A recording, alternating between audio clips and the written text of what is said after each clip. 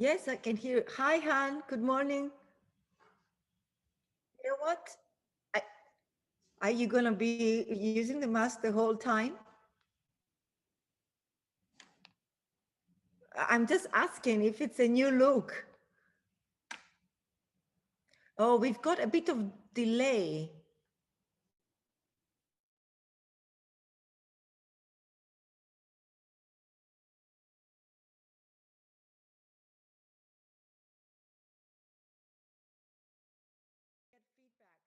No?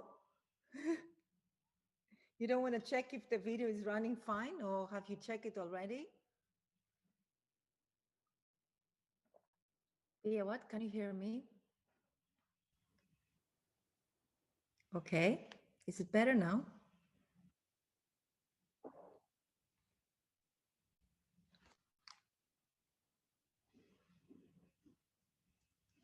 There is there is also some noise coming from the practice rooms.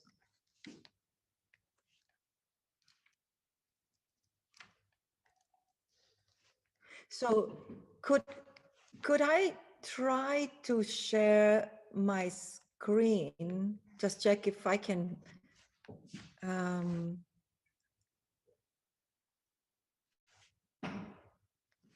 Is it? Hi, Noppakorn. How are you doing?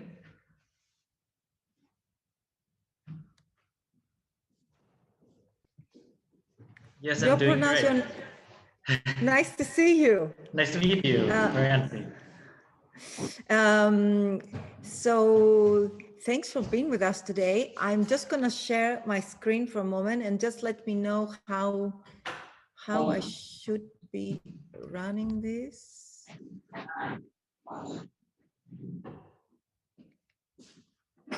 Okay. Fit to screen. Oh, full screen, right? So.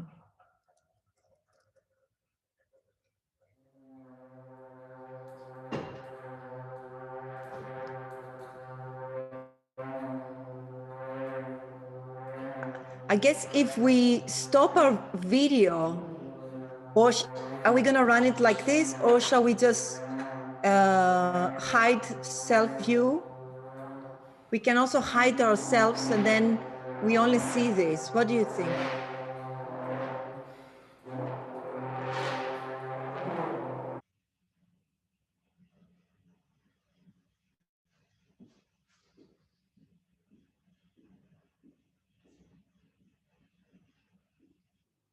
Whether you saw. Okay, so Piyawat, stop share. What do you think?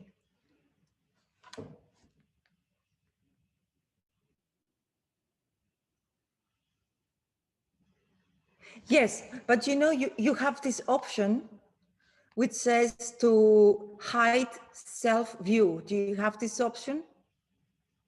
When you go, no, it's like when I click on stop video, let me share my screen quickly. Do you see here? No, I click up here. Do you see here? And then instead of going stop video, you go hide self view. And then I hide myself. Then I don't know, how do I get back?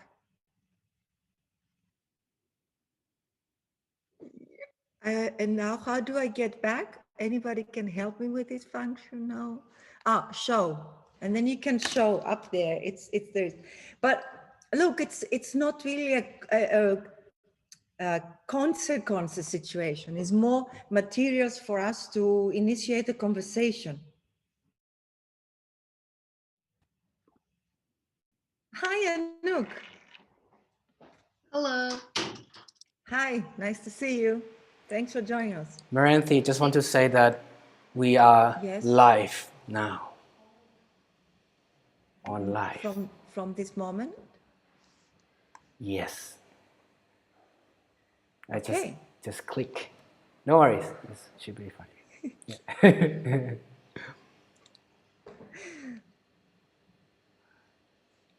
Okay.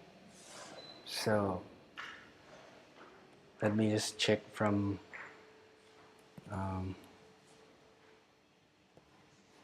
Look. So, oh, let me just check from. There is a delay. Yep. Oh, it's funny. On my sharing screen, it shares participant name. Yes. Oh.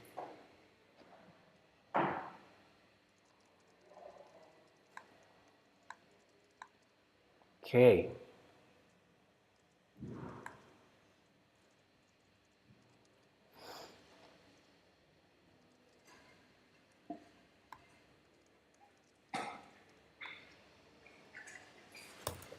Oh, okay. I find a way. I find a way. Okay.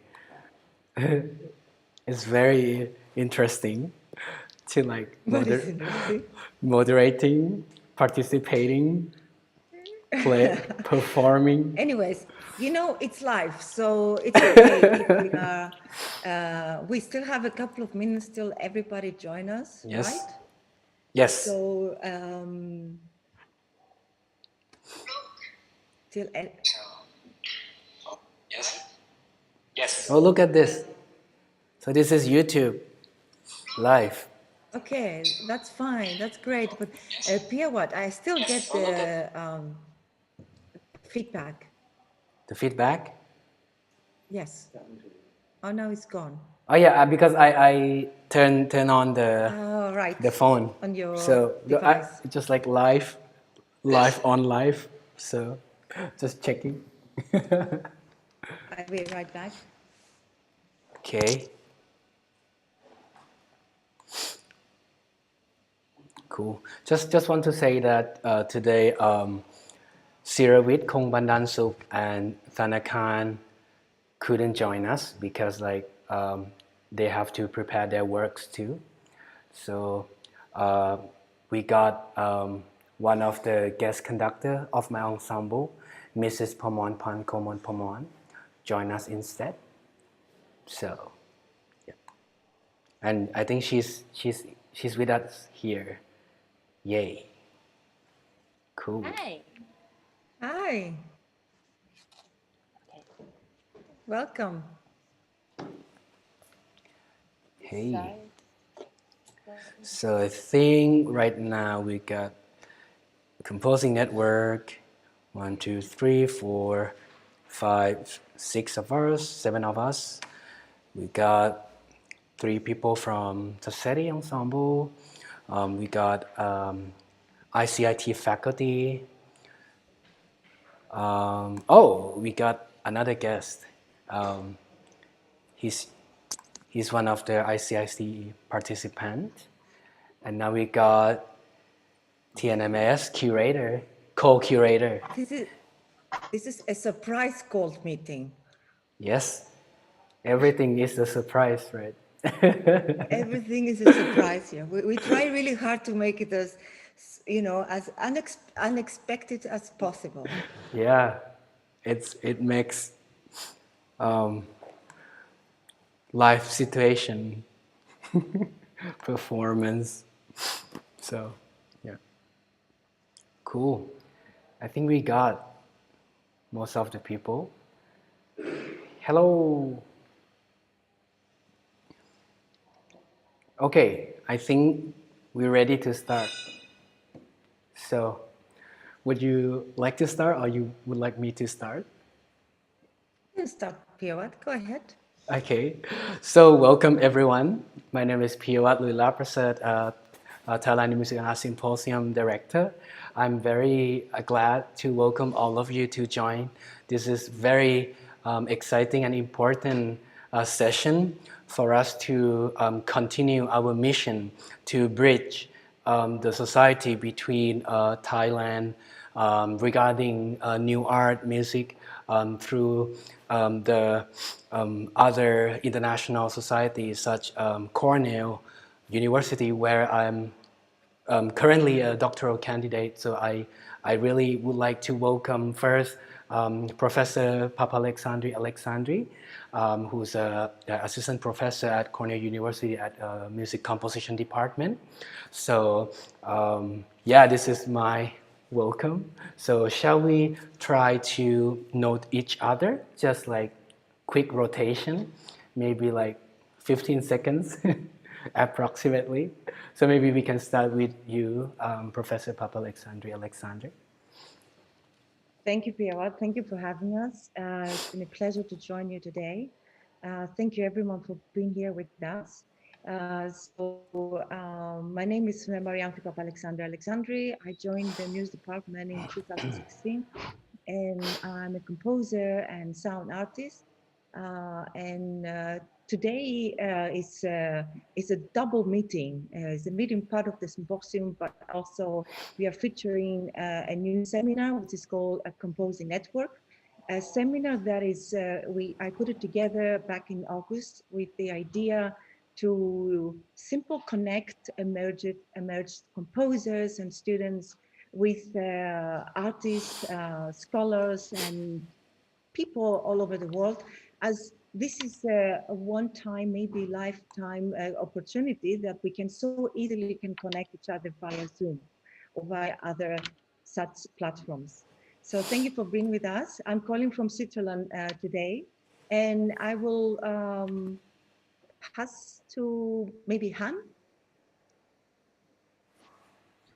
Hello, everyone. Nice to see you.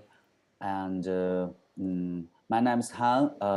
I'm second year doctoral student in Cornell University, and I'm a composer and a song artist. I think I'm very exciting to join yours, and I'm very happy. And also, I would like to say I'm calling from Beijing. Nice to see you guys.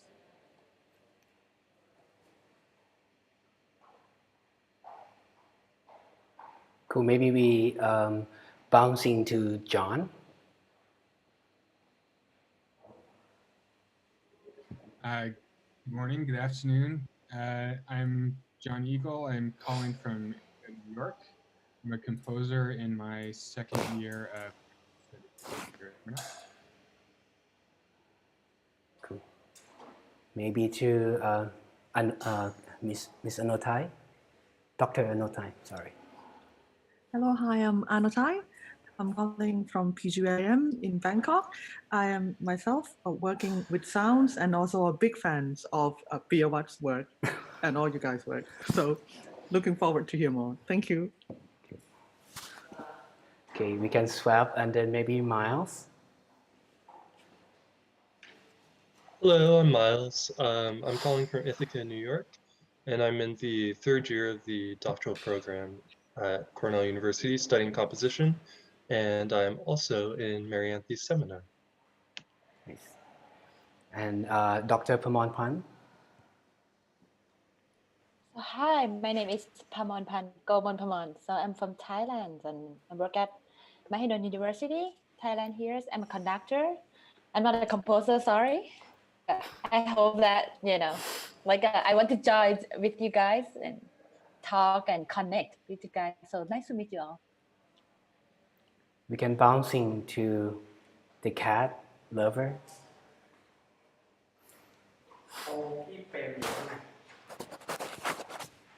So, hello everyone. My name is Dyussembayeva. I'm from France. I'm currently based outside Washington, D.C. I'm a doctoral candidate at the Graduate Center at CUNY, and I'm also the co-artistic director and co-founder of the Composers Collective Tacet. And it's my pleasure to be with you this morning. Then we can go to Anouk. Hi everyone, my name is Anouk Dyussembayeva. I'm 19. I'm a composer from Almaty, Kazakhstan, and I'm also the founder of Symposium, which is a platform for musicians and composers around the world. Thank you so much for this opportunity. You can go to Josh, Laura, and Noppakorn. Hi, I'm Josh. I am a second composer in Cornell, and I am calling from Ithaca.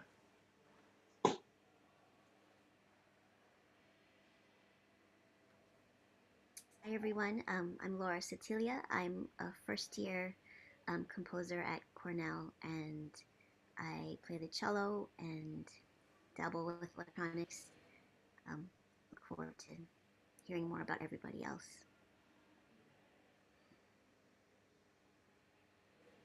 Hi, my name is Noppakorn. I am currently the master's student in Royal Conservatory of The Hague and also the members of Tacet Ensemble. I'm very excited to join the sessions and talk with you all today. Great. I think all of us already have introductory. So Professor Papalexandri, so would you like to proceed the next step? Thank you, Piyawat. So it's been a pleasure to meet you all. What I want to say is that part of this seminar is actually to ask a question such as, what is it like to be a composer today? And we had many visitors, guests, artists, composers that they will visit our seminar, and we will the students will study their work, and we will initiate a conversation.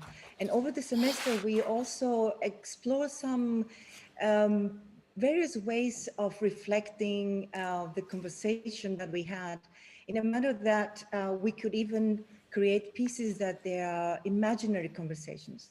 So if we explore the idea, once you meet somebody, can you continue this conversation in your head, but also can you think of any of us as your future collaborator, even if you are not really doing this in person, but somebody's entering your mind, I will say. And it was one idea for me to offer to students to think that you're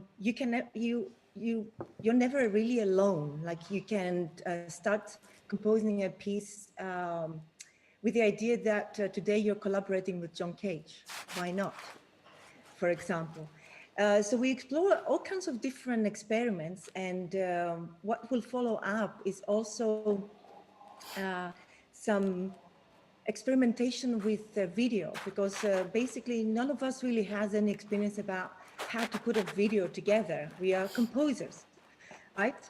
But now we're facing so many new challenges, and as we're going into a more of a visual world in some ways, we want to explore also other ways of communicating ideas via text or image and so on. And what I will play some examples, video clips of the participants and students that they reflect their very current discoveries. So I will invite you to watch these videos for you to just get an idea about what everybody's up to right now.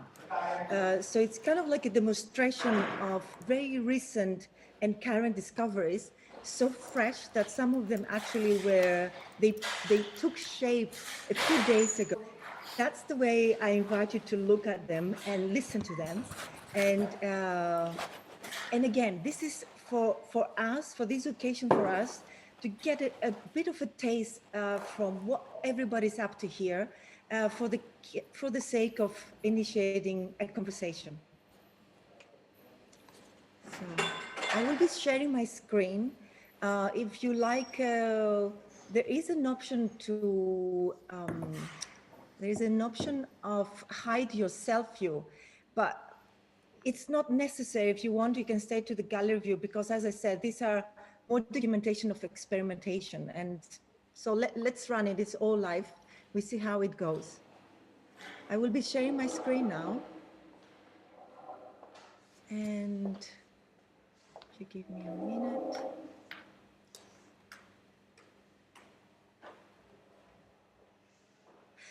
Before I press play, I will just wanted to ask you to, well, the audience, if possible, to use headphones, if possible. That would be great. And bear in mind that some pieces will be a little bit louder or quieter, so just bear in mind for that.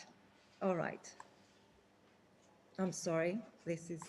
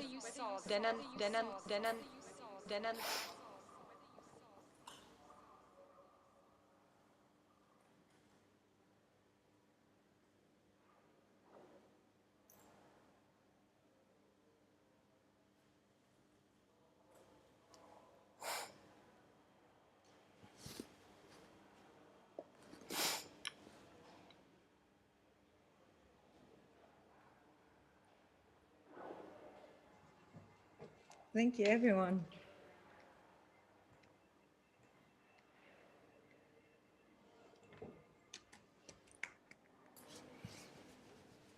I miss this sound. I miss the sound of the halls. Everything gets so quiet in our days. It's quite interesting how this sound has been replaced by a visual icon. And yes, or our communication is changing dramatically just by this. Yes.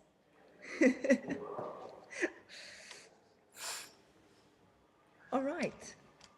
So thank you for watching. Thank you for listening. Shall we open the discussion?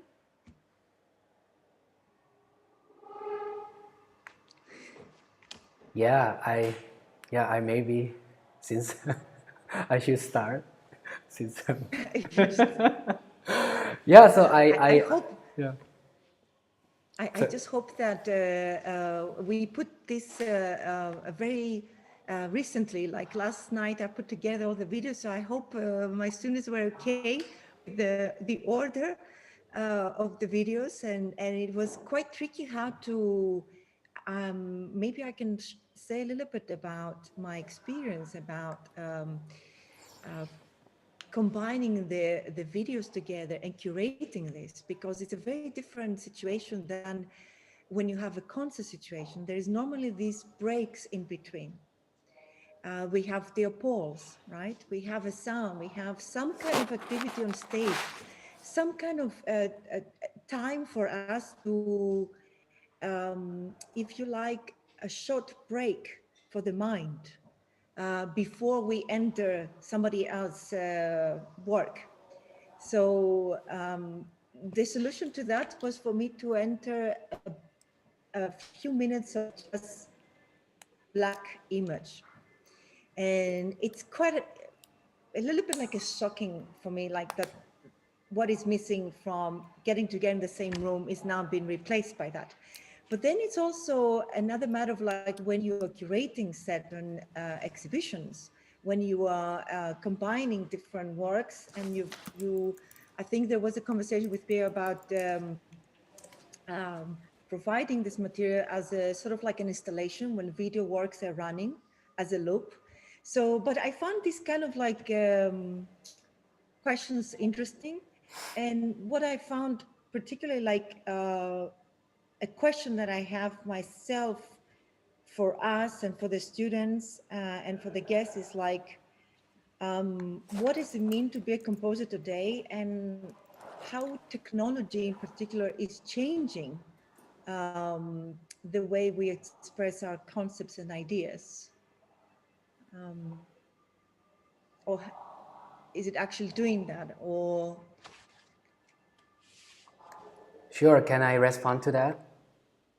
yes, please. Yeah, so there's one thing that I found like after this project, and I think like all of us Cornell composers might think as well, like I think editing techniques, it's kind of like a part of important for the video works, because like we are usually editing composition in notation, right? So we start to edit notes by notes, like materials, creating, you know, like from traditional sense, melody, harmony, or like to the structure, from structure to realization in the environment, awareness of the situation, and then so on. Like for example, when I did my spinning tube in my head, so I did a run through, like 10 minutes of tubings. I just call it tubings, spinning. So, and then after that, I start to thinking about how to hear myself more, like where would be the best. So I try to pick the most kind of important part. Like I wouldn't say important part, but the most like more natural, that express myself the best, so that I start to edit, so that I found that it's a kind of like post composition. I don't know, like the kind of like the process of after. So it's like we have everything before, and then we edit the past to create the present of the work. So yeah, that's just my interpretation for the video work. I would like to throw this to Dr. Anothai, because Dr. Anothai works. We work together a lot since I was like, first of all, I would like to mention this, like I was in Darmstadt Music Festival first time. Before, like I was like composing only like wind band music, let's say, kind of orchestra, will, like pum pum pum, vertical music. So like, but then like Dr. Anothai brought me and said to me that you are a trombonist and you are a composer, so let's go to Darmstadt and you have to write the piece for yourself, playing with players, so you can be a composer performer. So that from that point, it always in my head, like it is always like kind of triggering me to enter this field. So and also Dr. Anothai also worked a lot with video works, theatrical aspect in composition. So I would like to maybe send this to the co-curator. It's kind of like a promotional. Sure. So yeah. Thank you. That's an honor to see your work as well, Piyawat. So thank you for a lot of inspiration you've given us during the years. So maybe from seeing all the works, thank you very much, Professor Papalexandri. I love the way how you curated it, and I guess the way that things are tied together really brings audience into hearing things more. Even though a lot of works doesn't have a lot of sounds, but you can hear a lot of sounds by just paying attention to that, and just to have a name of the composers at the end of each pieces, you recognize that there are a person behind all these creations. So that's the part of human touch, I'd like to say. So seeing some names, seeing faces, or sometimes faceless, is always nice to feel the work and then get to know a person. So I really like that. And to respond to your questions about the ideas of composers nowadays, maybe my first thought, the first thinking that come to mind is that to a certain eras, composers are hunting for what that is unavailable. We always find some new technique that was not available before and try to make it happen.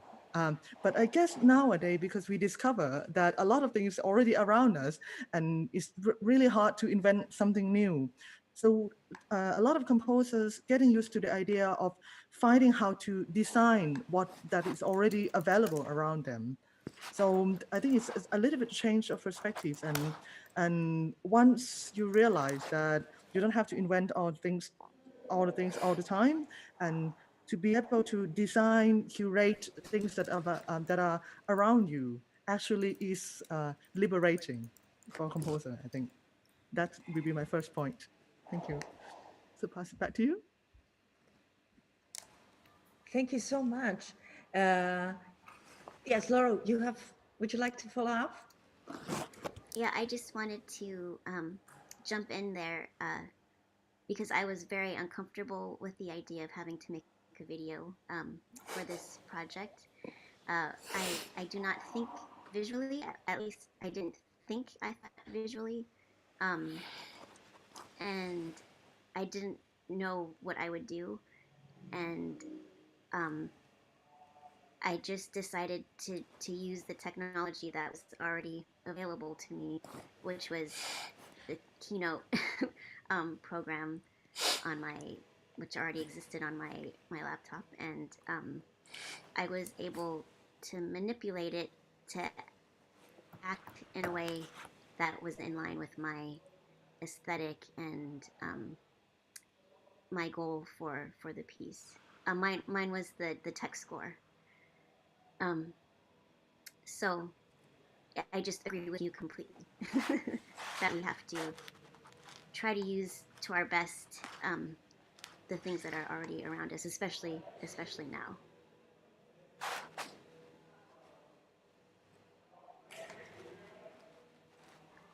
Would anybody like to comment on what Laura just said? Any other challenges that you were facing during the making of this? We couldn't even find a name for that, of like how to call this sort of like a demonstration of ideas, of research discoveries. And then it's quite also difficult not to think as a composer and not to make a piece out of this, because that's what we do, right? So yes, Han. Yeah, I have something I want to share with you guys. Actually, I found something new in my life because in the past I had a lot of experience in the gallery to be a person in the present and to feel the different things and objects. But for this time, actually, when I wear my mask, and I had a lot of psychological feeling that I felt it's really difficult. It was really difficult to demonstrate.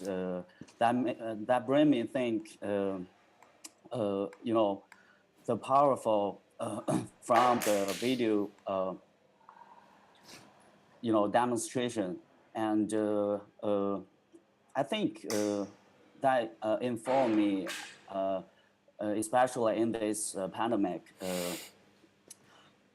If I can, I'm able to use video demonstration to convey my idea. That will be powerful, and also that inform me to further explore this very powerful tool to demonstrate my idea. Yeah.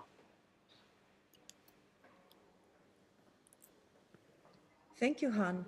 I've also realized that you were not only relying on the technology which is available around us, but you're also relying on your friends, even on your family. Like early in the semester, Han, you made a video and you work very closely with your father because now that there is this sort of restrictions to meet with other people, right?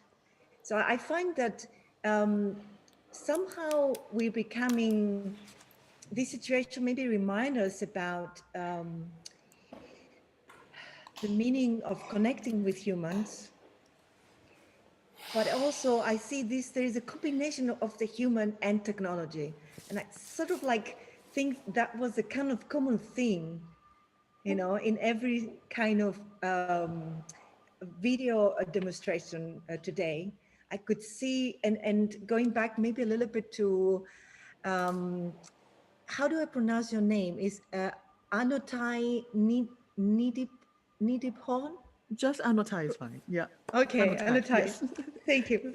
And you can call me Marianthi back, because I think when you said about the curating of the videos, I kind of like sort of realized that it's a little bit like going from the head, then going to some more imaginary, like thinking about parts of the body. And we had Josh was working with his eyes and the eyelashes at the end. Chuck, the last video is, there's also the eye and how he's viewing. Unfortunately, Chuck is having troubles to join us on Zoom, so we've been trying to solve this. So he's not here with us at the moment. So I was trying to find a sort of like common sense, if you like, idea behind the curating. And I want to make a link to what Piyawat was saying earlier about post-composing, that when you work with video, it's unavoidable that you're attempting to edit because it's possible. And I spend quite a lot of time myself, like moving, you know, around, changing the order of the video, like what can I put in between, and so on and so on. And it reminds me how I deal with such situations as composers is to, if possible, to videotape a run through, as if this is something that is happening simple life. And if it happens in real time, it has all the other difficulties, but I think it was also an approach that Joshua was trying to achieve by setting up the camera and just being in the moment, and just use the technology to sort of like witness and store the moment. So, and I'm always like, I think it's an interesting dilemma, like should I be editing this? Should I be filming different parts of that? Should I be just set up the camera and let it run? And would actually Zoom be kind to me and will not erase my sound? Because when you play, the algorithm really understands certain มุกบอกทุกคนไปกิน sounds ข้างใน as เลยครับ noise, which is not welcome ขอบคุณ noise. มากขอบคุณมาก So โทษ there's ทีนะ a โทษที lot of going on, and I'm very curious to hear how you're dealing with such situations. Yes, I see it. Yeah, for me it was interesting because in my music, I make a lot of acousmatic music, and in that, as you were saying, Dr. Anothai, I work as a hunter. I collect as many sounds as possible, and I cut them up and rearrange them in, you know, sort of very detailed collages. And for the video piece, partially because it was a different medium, but also because of the nature of the situation that I was trying to capture. It was very important to me to try and do no cutting, to have one take. Also sort of just the practical aspect of trying to film while it was still light in front of my window. And so having this kind of pressure to film as much as possible within the hour, as the days are very short here at the moment. So trying to get enough footage in to then be able to select one take was pretty different from how I normally work with sound.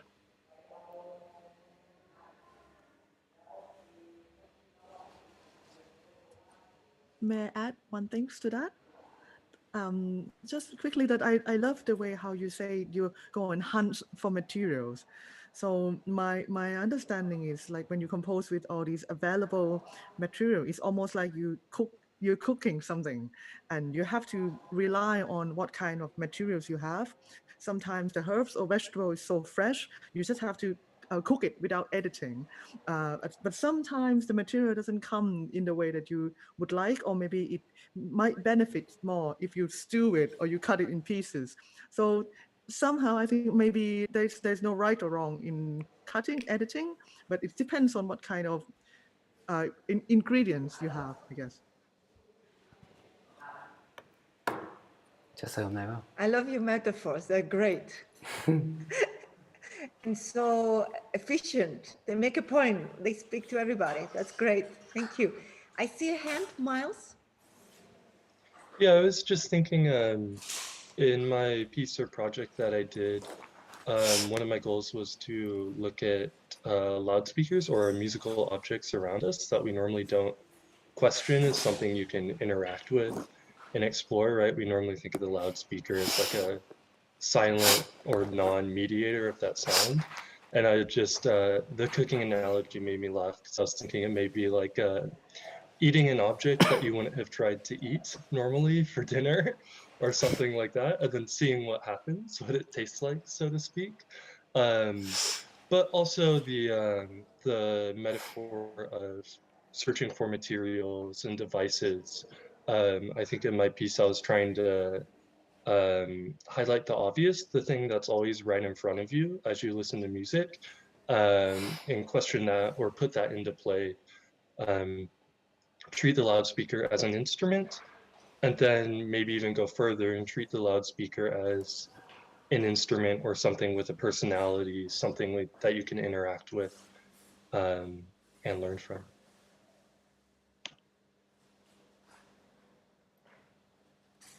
Thank you, Miles. And I think your idea was also about offering a piece to the audience that they can, it's like an instructional piece that anybody can practice or experience at home. As speakers become like, we are surrounded by the screen, the speakers, and they're becoming a little bit my kind of like buddies, like my friends around me, because they help me going on with my life. I couldn't do it without them, with my headphones, and sort of technology starts to become a little bit like the extension, not starts, but to me, because I'm somebody who loves acoustic sounds, physical objects, and it starts a little bit to become, to maybe build a different connection, if you like.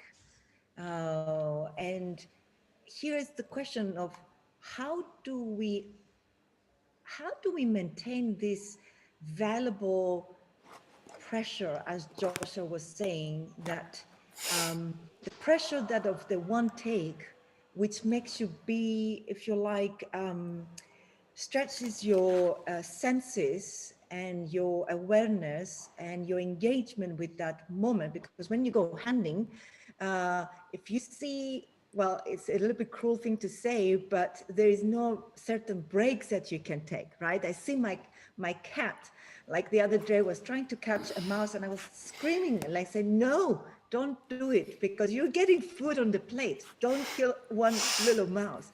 But you see, the moment if I break this moment, I break the one take experience, and the moment is gone. The mouse is gone. I don't know if that's clear what I'm trying to say here, but I understand, and I completely agree about letting some things, like Anothai was saying, like letting something, marinate some ideas, but there are certain, there is certain value that I find in the constraints, the certain like parameters that certain situations they bring. And I find that this is often what physical objects tend to offer me as a composer, if you like. So how do you find that sort of balance of having an option, but also choosing the moment of that of the final decision of the option. I guess, when do we ready? When do we know that something is ready?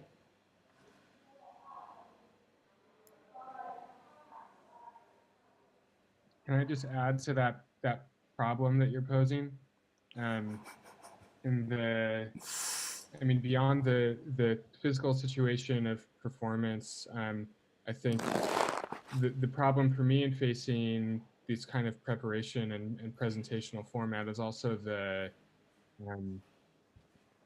how should I say it, the lack of a certain kind of social tension that we always have to navigate in performance, even in the most kind of distilled environments of, classical music or whatever. There is all these kind of social contracts that you're negotiating in performance that you don't avoid in video altogether, but there is a notion of control over that presentational format that I think, I appreciated, like particularly in Laura and Miles's pieces, the way I think you drew attention to and kind of challenged that idea of control. But I think that's a dynamic that for those of us who are used to working with live situations, that's a very difficult thing to navigate, at least for me.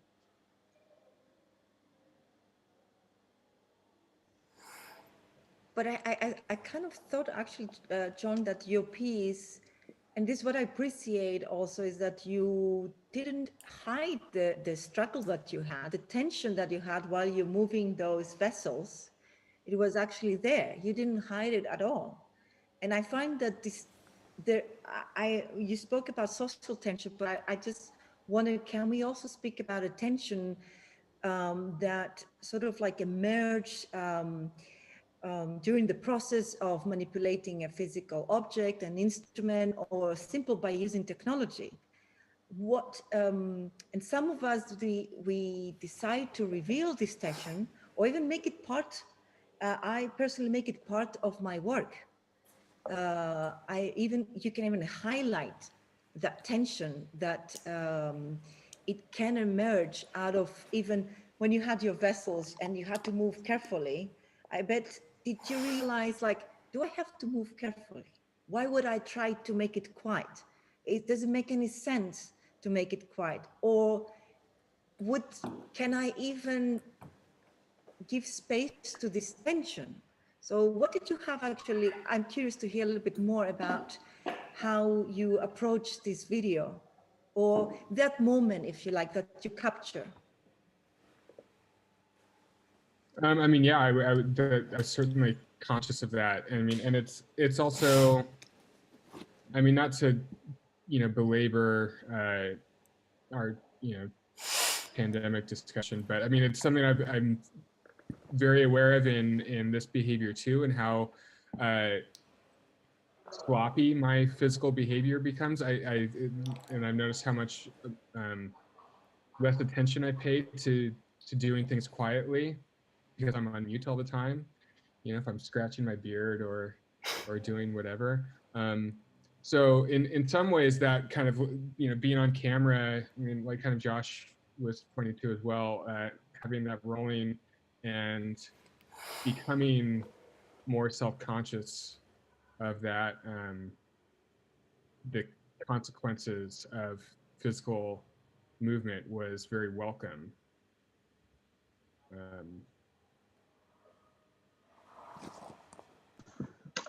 It's making me think of like video art as a movement and how people received it, and also just sort of the first portable video cameras and how people react to those, both as kind of a way of showing authenticity through sort of everyday experience, the sudden accessibility of capturing the footage of daily life, but also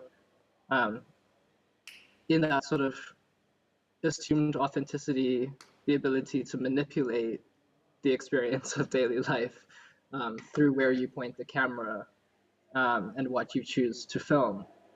so that there's always this element of the performative, if not performance, that you can't really escape from in video work.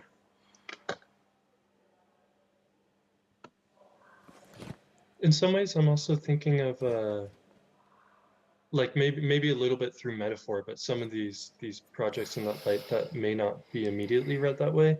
I think like for my own, the loudspeaker experimentation is capturings of things that I've done on my own in like the past year or two when I do have a loudspeaker and experiment with it, and then delivering it in this format. Or I'm thinking of like, Piyawat, correct me if I'm wrong, but like your trombone piece, that is in some ways a documentation of your everyday life or practice or relationship with the trombone, curated and expressed in this form.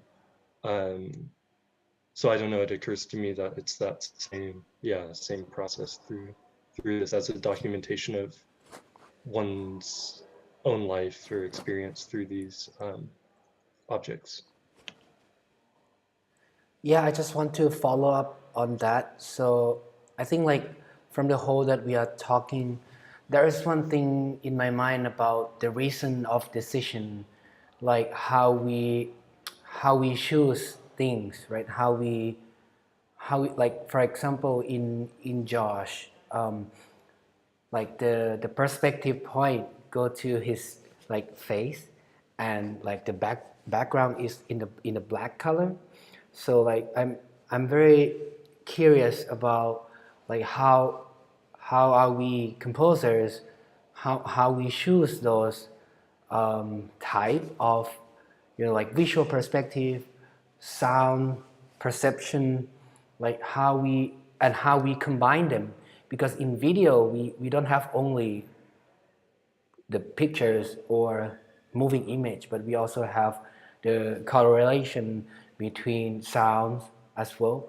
So in my piece, or I mean probably in many pieces of everyone, I think all of us think about a lot acoustics, thinking about a lot of space, thinking about some components that's apart from the writing composition. So I think it's kind of like we all trying to write everything, not every, like at least as a package. I don't know, like we try to create the package, or like Anothai is cooking, or you know, it creates some kind of like a world, like one world that we try to express somehow. So does it make sense? I just like I that's what I'm thinking right now. Yeah.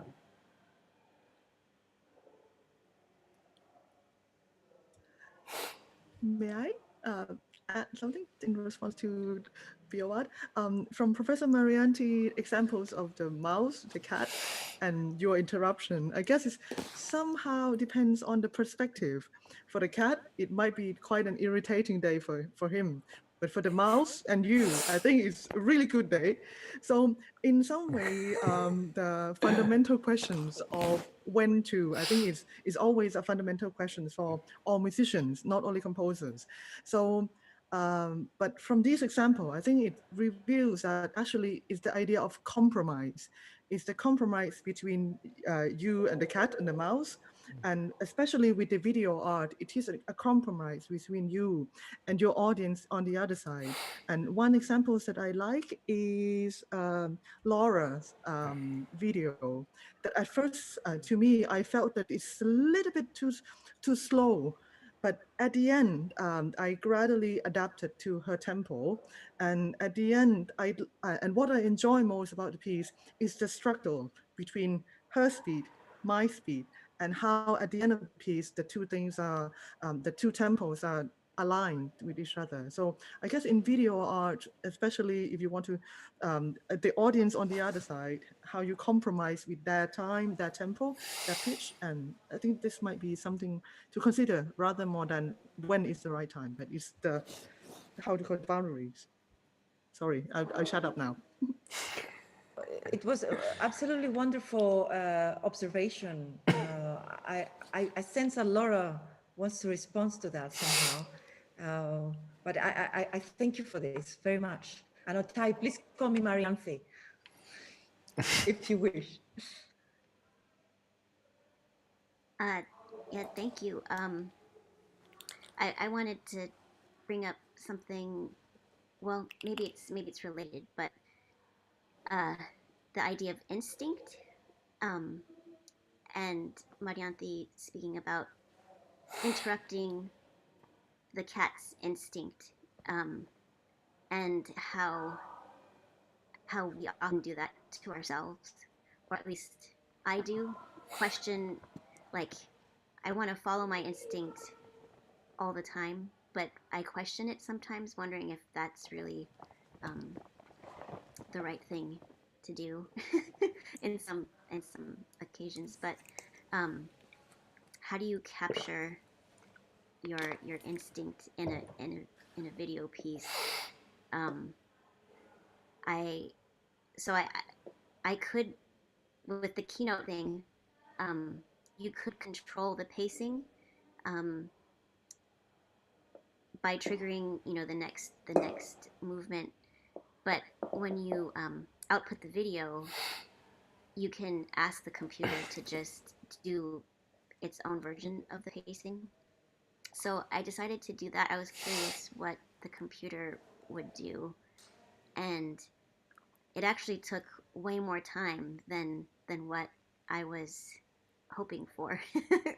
So I was really intrigued by that idea, and how do I translate my idea of the right pace, and I ended up cutting a lot of stuff out of the computer's version, because it took way too long. And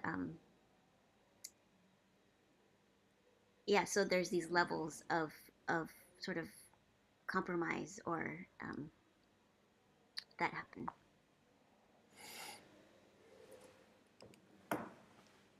Great, thank you, Laura. This is quite interesting to share more information about the procedure that you went through, because I guess perhaps I wonder, is the algorithm trying to sense, the technology trying to sense your preferences also? Is it picking up some preferences, and based on these preferences is acting in a certain way, I'm guessing?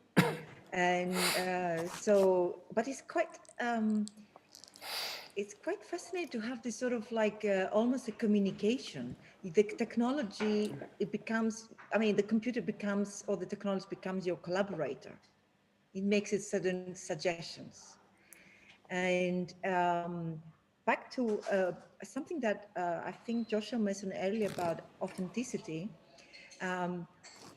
I just wanted quickly to share one of my personal struggles when I was sharing one of my video performances of my sculpture, and like 2 days ago at a conference, and the struggle of like, this cannot be in real time, but it has to be a video representation of the performance.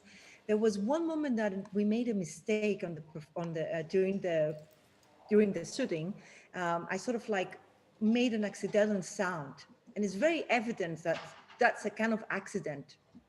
And I thought right there, I find the authenticity because of this mistake. And it was quite weird, because we had my partner and I, Per Lang, we've been working on this, and we've been talking about this, like, what should we do? It's so easy to correct this. But then we thought, this is actually the only moment that actually proves that there was something happening in real time. There was some person like playing this and made a mistake and so on. So I found this, if you like, I wonder what is it like for everybody else working with the video, because somehow it gives me some, it opens up to new possibilities. And I will give you an example, for instance, with Hans' piece. His video had these moments where you will see only the corner of the room. And that moment serves to separate these situations. And I asked myself after watching this video, if we had to draw an analogy of the video to a real concert time situation, how is there a way to replace this absence we don't see? Is it lights that lights they change and we don't see the performers, or is he projecting something, or do they, could the performers stay still? Could they have a piece of fabric that to cover? So I think no matter like how I understand that, John, you're talking about this situation is not maybe ideal because we want to have the social interaction and the want to be with people, but at the same time, it offers this kind of like pressure that makes you draw different connections among things that we haven't explored so much. So I asked myself, how could we do this on stage? How could we actually remake Hans' piece as a concert stage version?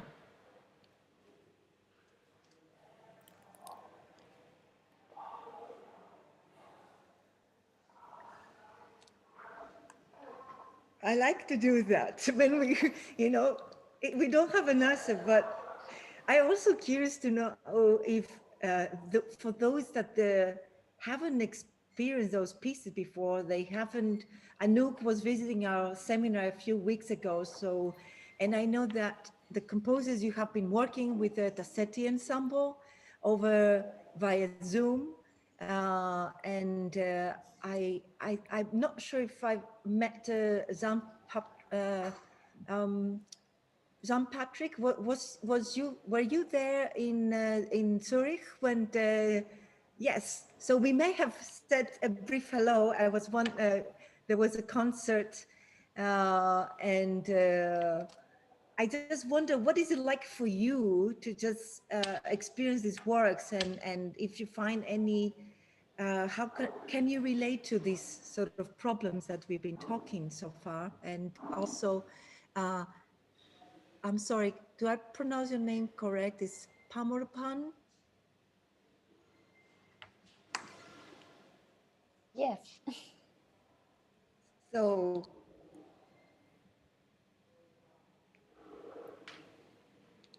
any reflections, any comments? Or you can take us to a very different direction. Sorry, maybe I start? Go ahead. Yeah, Please. can I give some thoughts after I watch videos of your presentation?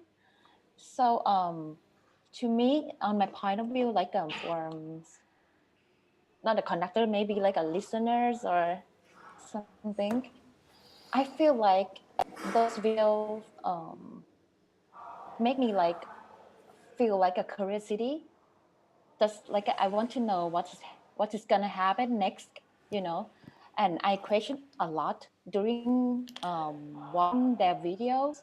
I feel like even same as Dr. Anothai said about tempo, like I feel like that too. I feel like some video is too slow, or I think because I have a lot of questions during the silence, So I think this is a part of a composition too.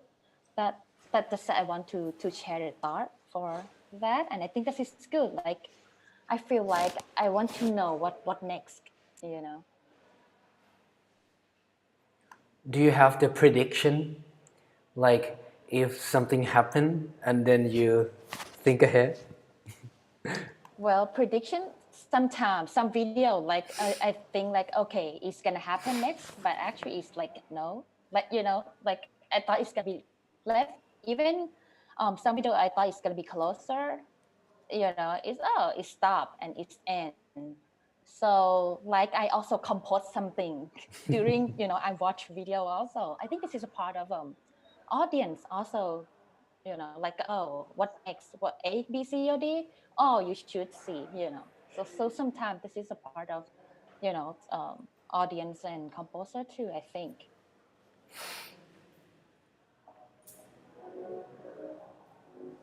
Thank you. Who would like to comment next? Anouk? I just wanted to thank everyone for sharing their pieces. I recently had an interview and we kind of talked about how now musicians can't perform live and everything is done on Zoom or online streaming. And when you're watching a concert live, there's this idea of engaging an audience. So when you're watching a concert live, you're in the moment, you have the musicians right in front of you, and you're already engaged in that. But when you're watching something on a computer in your kitchen, you have your fridge, you can go and eat, you can hit pause, you can mute yourself. And so this idea of engaging the audience and creating this visual experience changes dramatically. And I've, before I've thought of kind of providing this visual element of video on Zoom or online streaming in, I think, a very traditional way. But once I saw your compositions and all of your videos all were kind of an extension of your piece. Whilst I thought of like a more traditional way of just like filming a piece. That's what I did all this time during the pandemic, filming myself, filming how I perform, and that's it. But your pieces have opened my eyes to kind of experiment more. Thank you, Anouk. I hope you will join Cornell program for music major, as you are currently applying for. I have a question to Anouk. So it's a similar question to Dr. Pamornpan. It's like, do you have any expectation, like when you listening or experiencing new works that you haven't received any information before? Mm-hmm. Thank you for the question. I think after I've seen the first piece, I had no expectations because I didn't really know what to expect. So I just sat back and watched. Even if I wanted to have expectations, after your piece was played, I no longer had them. Pleasure.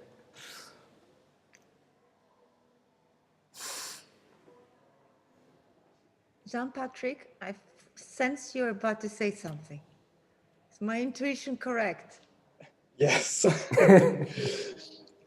I really enjoy watching all these pieces, and I agree that these videos are a way to engage the audience, because I felt that listening to music, engaging with art right now, it's particularly difficult, especially in this kind of settings. I had to shut my camera off because my cat was acting up, jumping off the back of my chair, and it can be really distracting for myself, of course, but also for everyone. So it's something very difficult right now to engage with art, and I was really engaged with these pieces,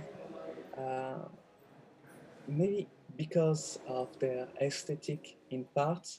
I was really trying to predict what can happen, what is the form, what all these pieces are, like, can express, can be, and how they catch my attention. So I think it was really interesting, really well done, and the format was also very good. It's very easy to catch the attention when the pieces are so compact but with so many things to say at the same time. That's something I have also trouble to engage right now. It's with the traditional longer pieces. I think this pandemic really affected my concentration, and that's why I thought today was very interesting this, I'm sorry, I'm missing some words right now in English, this potpourri of pieces with all these different flavors. Mm. That's the kind of work I can engage right now. And I hope post-pandemic I will be able to engage with longer pieces, longer artwork like I used to be able to do. Potpourri, it's a beautiful word, actually. Thanks for reminding me that. And it's not just a word, it's a word that comes with a pleasant smell. So it speaks to our senses. And I can really relate to what you said, Patrick, that indeed it's like we've got to stress our senses. Like right now, I often, our neighbor's cat comes when I'm teaching the students. Have seen like he's, you know, like grabbing me, and or my partner just right next door is working with his machines, and somebody is also like maybe in a few minutes the postman will be ringing. So, but I feel that there is some kind of what you're describing about all these levels of concentration, basically.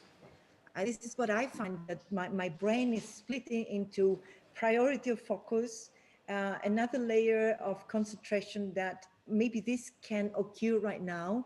We had a few minutes ago, Daniel, please forgive me for still I cannot pronounce your last name. Daniel was just joining the conversation. I guess he's there. And so while I see Daniel joining, my brain starts thinking about the current collaborations that you've been working on with Tacet Ensemble, and I guess you also you have been involved in this project, a project that has taken shape among the Cornell DMA composers via not, you know, only via Zoom. We have rehearsals. We have a conversation about how can you fully experience a rehearsal via Zoom? How can you build a piece that when you can't meet in person, can't be in the space, and especially if your works, they also have to do with working with the space. As many of you are, you know, we wait to go even somewhere to fill the space. So this space is now, it's not there, it's been taken, something else has been replaced this space. And it's a different kind of communication. And I wonder, Piyawat, if that's a good moment to mention or talk about the upcoming events with the Tacet Ensemble. And I'm curious, maybe some of you could share briefly your experiences about this collaboration. And Yeah, I think it's a good time to talk about this. Because we've got 8 minutes left, Yes. so I thought maybe I can Daniel is with us, I guess. Maybe I can say something quick, and then if someone wants to share the experience with the ensemble, because we already had a rehearsal last weekend. So like, so in general, the symposium, this is the officially second year, but actually it's a third year, because on we did start something like kind of small conference in 2018, and then we got very kind sponsor this year by SCG Foundation that commissioned composer giving fees for performers, and then they asked us like me, like Dr. Anothai, to be curator for like hunting pieces, and then like finding different works from territories. So yeah, so this year we do I think 8 Cornell composers pieces. And then, of course, we are, you know, I do curate things not because we are friends, but I also respect the quality of works. I feel like all of us has, no, I don't want to try to be biased, but I really think that each of us has personal voices, unique, let's say, experience that very, it will be very generous for us as Thai citizens, artists, to experience more unconventional or conventional ideas that could is a great contribution from all of you to hear. And is it like we did email before, Marianthi? So like it's very pity that all of us are separated, but at least we can connect via Zoom or whatever. But yeah, that's like I'm very happy that everything comes together, and I think it will be very exciting. So.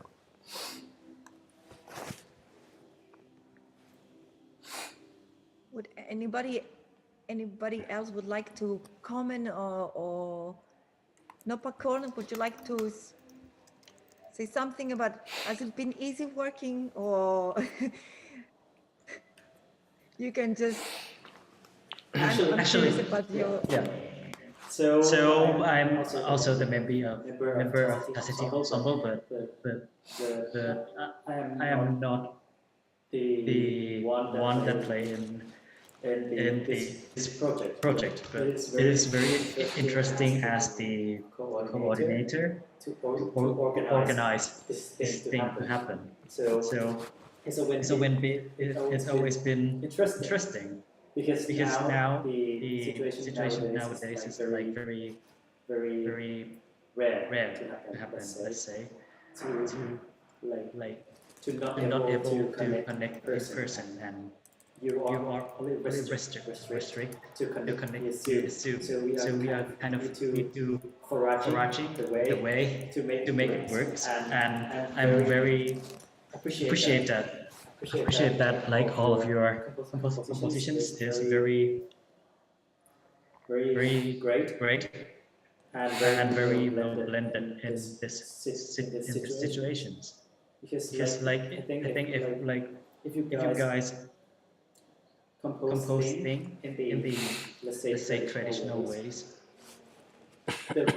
and I believe that the way that we are working through the traditional works, we kind of need the interactions between people in kind of ways. So we have to rehearse together, so we have to go to rehearsals, and by this kind of situations, I think it makes all composers think in different way to try to find a way to compose remotely and make the piece still work without any physical contact with the performance. So I'm very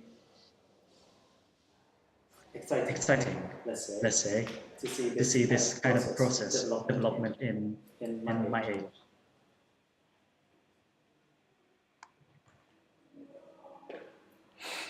Thank you, Noppakorn. Hi, Daniel. Hello. I could talk a little bit about my experience, since this is my second time working with Tacet and with TNMAS. It's also interesting because this is the second work for me in the same set that Tacet will be performing. So 2 summers ago, they performed the first set of At Any Rate, which is for ensemble and record player. And again, this is another work for ensemble and record player. I would say what's also interesting in the same way is that each time that I've worked with Tacet, they've performed a work that has been previously performed. So it's interesting to come to a work a second time and see how they approach my work. And although the circumstances aren't ideal, it's really wonderful to see how they approach my work, even though there's a lot of challenges, as there is for all of us. it's tough to work, I would say, through Zoom, I think, for a lot of our work because of the nature of the way that they're designed and the way that I think a lot of us approach listening and collaboration. But I think that the group is coming, at least to my work, very openly and fun. The story that I'll say that I think was endearing to me is my work includes a lot of singing. And on our first rehearsal, uh, my friends in the group were a little sheepish with with the singing, which I knew would be the case. And I said, really, you can go for it. There's parts where there's these little note heads that have looks like a harmonic thing over it. And I said, okay, those I really want you to have this sound that's like, huh, this like voice break sound. And they all laughed. And now every time when I would come to the rehearsals, they would see me coming to the Zoom, they would all say, hey, Daniel, hello. I was like, oh, that's so sweet. So the string quartet is really coming to it very like openly and warmly, and it's been fun to work with them and to see them develop very quickly with the rehearsals we had. The amount of improvement was so great, and yeah, I think that it's not ideal, but all things considered, this work was created during the pandemic as well, and the way that Tacet has approached it has been really fun and a lot different from the original ensemble as well that worked on this. And so it's been rewarding and makes me think about the piece in kind of a different light as well.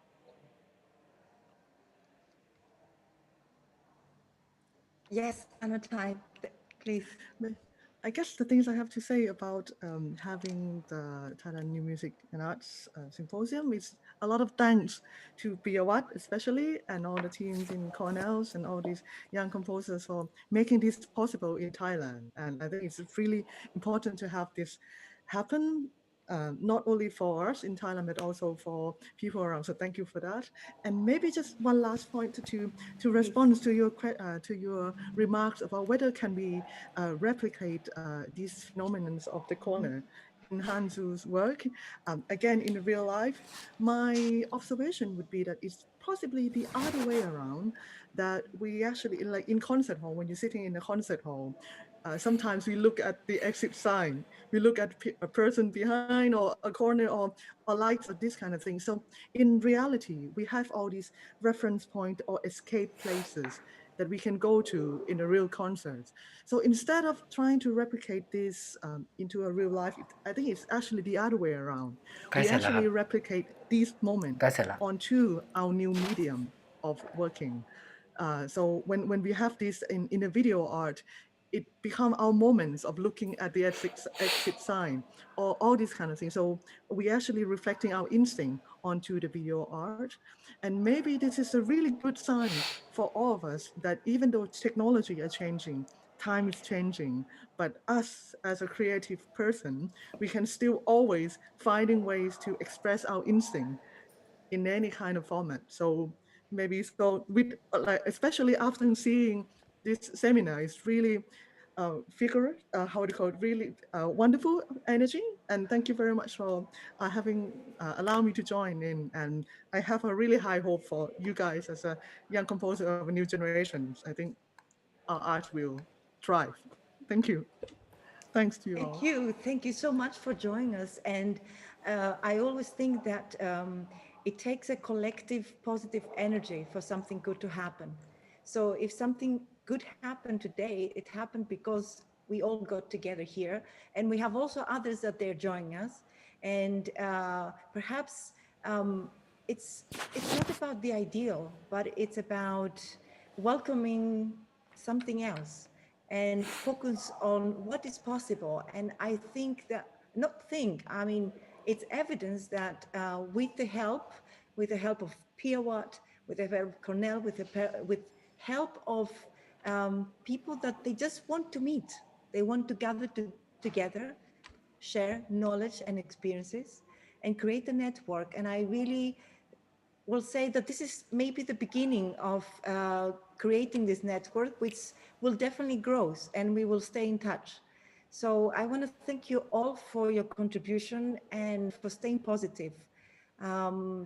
thank you so much. It has been an absolute pleasure to escape somewhere in the world today and to spend that time with you. I really appreciate that. Thank you so much. Thank you so much, Marianthi. Thank you. And thank you, everyone.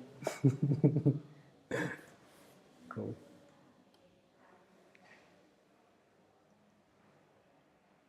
Ọอกเลยวะเดี๋ยวปุ๊บ